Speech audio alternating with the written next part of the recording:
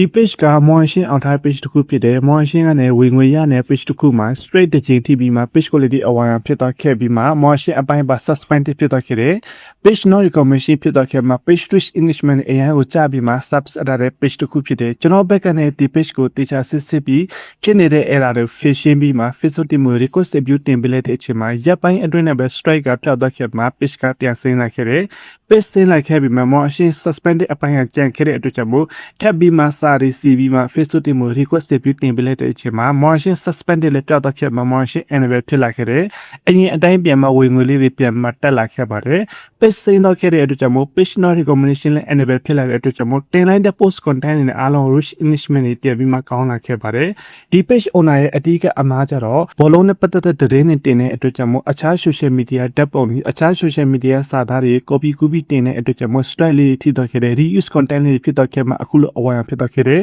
ဒီ page owner လည်းဒီဥစ္စာနဲ့ပတ်သက်ပြီး copy ဓာတ်ပုံ copy စာသားကိုလည်း re-edit ဘယ်လိုလုပ်ဆောင်သွားရမလဲဘယ်လို editing လုပ်ပြီးသွားရမလဲဆိုပြီး PDF file လေးနဲ့ပြောပြရှင်းပြပေးတဲ့အချိန်မှာကျွန်တော်ပြောတဲ့အတိုင်းလိုက်လာပြီးသွားတဲ့အတွက်ကြောင့်အခုဆိုရင်ဒီ page ရဲ့ pop comment ကအရန်ကိုကောင်းလာခဲ့တယ် rich engagement နဲ့ကောင်းလာလို့ page share motion အပိုင်းမှာလည်းဝင်ငွေလေးတွေအရင်ထက်ဆိုင်2ဆ3ဆပြန်တက်လာပါတယ်ယုံကြည်ပြီး service အတွက်အထူးကိုကျေးဇူးတင်ပါတယ်